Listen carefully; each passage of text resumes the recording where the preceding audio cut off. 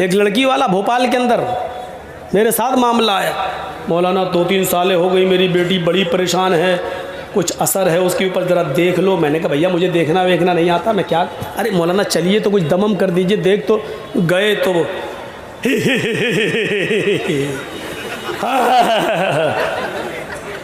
मैंने कहा यार ये तो बड़ी आंखें फाड़ रही है, कहीं कच्चा ना चबा जाए। क्या है, अपने बाप से कहती किसको लाया है, बड़े बड़े आ गए कुछ नहीं कर पाए, ये कल का लौंडा ये क्या करेगा। मैंने कहा यार ये तो अभी सुना रही है उल्टी सीधी। मैंने भी एक अंधेरे में तीर मारा, मालूम तो था नहीं लेकिन अंधेरे में तीर मारा। मैंने कहा यहाँ अपनी कमज़ोरी साबित मत करो। मैंने लड़की के बाप से कहा, अरे कहाँ यार पागल बनाने चले आए हो, इसको कुछ हुआ भी है? क्या बात कर रहे हो, 3-4 साल से मैं परेशान हूँ, लाखों रुपये इलाज में चला गया। मैंने कहा ये तो बेवकूफ़ बना रही, इसको कुछ हुआ ही नहीं है। कहते क्या बात कर रहे हो। मैंने कहा सुनो, उसके कान में मैंने कहा लड़की के बाप से, तुम्हारी बेटी जिस लड़के से शादी करना चाहती है तुम्हें एतराज़ है। क्या बात कर रहे हो। मैंने कहा वो स्कूल में जाती थी, किसी लड़के से प्यार कर बैठी है। ये सब मैं ऐसे ही कह रहा हूँ, मुझे खुद नहीं मालूम, अंधेरे में तीर चला रहा हूँ मैं। मैंने कहा कि उस लड़की का प्यार हो गया और तुम्हें पता चल गया, तुम शादी नहीं होने दे रहे हो, इसलिए वो सब ड्रामा कर रही है, शायद मेरे बाप इस ड्रामे से तंग आ जाएं और हमारी शादी उसी के साथ कर दें। कि मौलाना ये बात तो सही है कि उसको किसी लड़के से प्यार हुआ है, लेकिन वो ऐसा क्यों करेगी। अब हमें कड़ी मिल गई, कड़ी ये मिल गई कि बाप ने इस बात को कबूल कर लिया कि हाँ किसी लड़के से प्यार हुआ है। मैंने कहा ये प्यार का मैटर है। मैंने कहा चलो जर्जीस दिल में सोचा इसका इलाज करके देखो, बस एक अंधेरे में तीर। मैंने कहा अच्छा ठीक है, एक काम करो 1 किलो सरसों का तेल लाओ। वो लोग ले आए जल्दी से। मैंने उन्हीं के सामने कहा स्टोव जलाओ, स्टोव जला दिया। मैंने कहा कि इस तेल को कढ़ाई में गरम करो। वो गरम होने लगा, उबलने लगा, खोलने लगा। जब लड़की देख रही है हंसे, जब खूब खोल गया, उबल गया, तो मैंने लड़की के बाप से और उसके भाई से कहा कि दोनों भाई मिलकर इसके दोनों हाथ पकड़ लो, और लड़की के बाप से कहा कि तुम इसका सर मजबूती से पकड़ लो। बोले क्या करोगे। मैंने कहा मैं बताता हूँ। मैंने कटोरी में ऐसे तेल लिया और मैंने आगे बढ़ा, खोलता हुआ तेल। कहने लगे क्या करोगे। मैंने कहा वो इस लड़की के कान में मैं डालूंगा ये तेल। बोले क्यों। मैंने कहा जो शैतान इसके अंदर घुसा हुआ है वो कान और आंख के रास्ते से अभी निकल के भागता, तुम देखिएगा। मैं इस लड़की के कान में डालता हूँ ये तेल, खोलता हूँ, पकड़ो कस के। जैसे हम लेके आगे बढ़े, हमने कहा पकड़ो पकड़ो। हमने कहा इस लड़की को कुछ नहीं होगा, वो जिन्नात भागेगा जो इसके अंदर है, पकड़ो। उन लोगों ने मजबूती से पकड़ा और जैसे ही मैं करीब गया वो कहती ए मौलवी क्या कर रहा, मुझे कुछ नहीं हुआ, मुझे कुछ नहीं हुआ। अबे मेरे कान फाड़ेगा, मेरे पर्दे फाड़ेगा, अरे मुझे कुछ नहीं हुआ। मैंने कहा देखो ये तो कह रही कुछ नहीं हुआ। मैंने कहा बता कब से बेवकूफ़ बना रही है, अपने आप सब कह। मैंने जल्दी बता नहीं तो अभी 3 साल से। क्यों, हमारी शादी नहीं होने दे रहे हैं वहाँ। हमने देखा 3 साल से ड्रामा कर रही है, 3 साल से। बजाय इसके कि तुम अपने घरों में अपनी जवान बेटियों का इलाज कराने के लिए किसी मस्जिद के इमाम, तावीज, झंडे, झाड़ फूंक करने वाले को बुलाकर लाओ, उससे पहले ये तजर्बा करके भी देख लो, देखो कैसे भूत और पलीत उसके ऊपर से भागता है। लाते हो कठमुल्ला को, वो कहता है जिन्नात है, 40 दिन तक सूरह जिन पढ़ना पड़ेगी।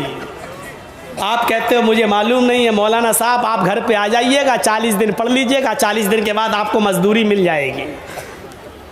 40 दिन तक वो पढ़ता रहा, आप ऑफिस में जाते हैं, 20 ही दिन हुए, पता चला बेटी भी गई या बीवी भी था तो बीवी भी गई, वो मौलवी भी गया, और बेटी या बीवी तिजोरी का ताला तोड़ के पैसा और सोना जेवर भी लेके भाग गई। दरवाज़ा किसने खोला। अपनी बेटी के पास बैठाकर सूरह जिन पढ़ने का दरवाज़ा कौन खोला।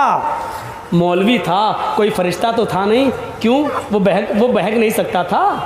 क्यों नहीं बहक सकता है, इंसानी तो है, दरवाजे तो तुम खोलते हो।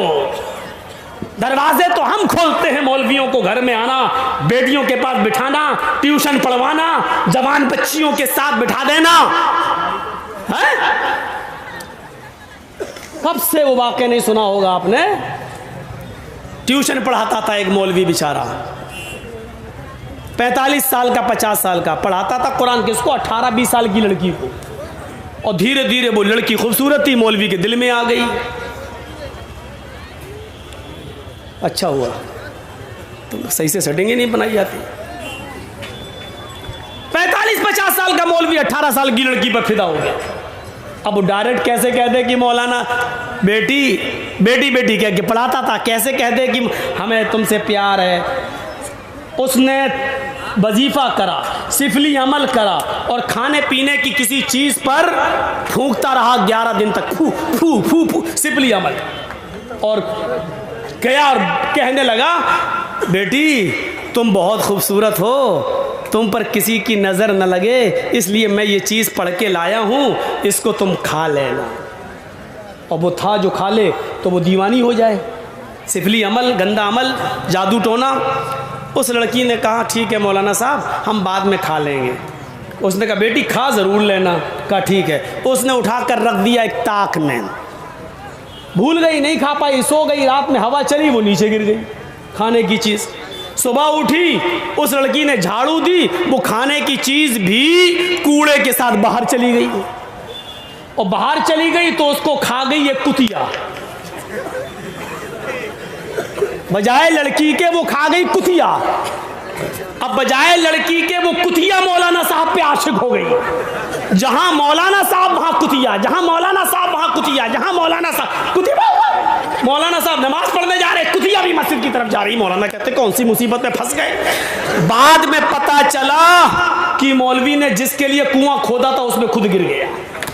मेरे भाइयों, आप किसी मौलवी से कहोगे मुझे फलां की लड़की से मोहब्बत है, ताबी फौरन दे देगा। और उसी मौलवी से कहो कि मुझे आपकी बेटी से मोहब्बत है तो कमीना आ गया। जो चीज़ तुम अपनी बेटी के लिए पसंद नहीं कर रहे हो, दूसरों के लिए वो चीज़ कैसे बना के दे रहे हो तुम। आए मौलवी जर्जीस तुझे मौलवी नहीं कठमुल्ला मानता है, बिका हुआ मानता है, ज़मीर फरोश मानता है। मौलवी जर्जीस की नज़र में तेरी कोई औकात नहीं है। मेरे भाइयों, ये ज़िम्नन बातें आ गई।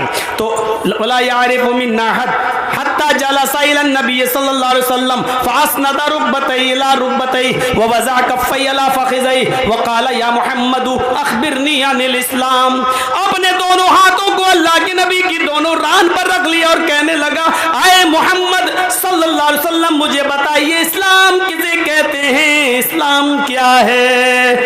क़ाल अल इस्लामु अन तशहदा अल्ला इलाहा इल्लल्लाह। अल्लाह के नबी फरमाते हैं इस्लाम ये है इस बात की गवाही दो कि अल्लाह के अलावा कोई माबूद नहीं।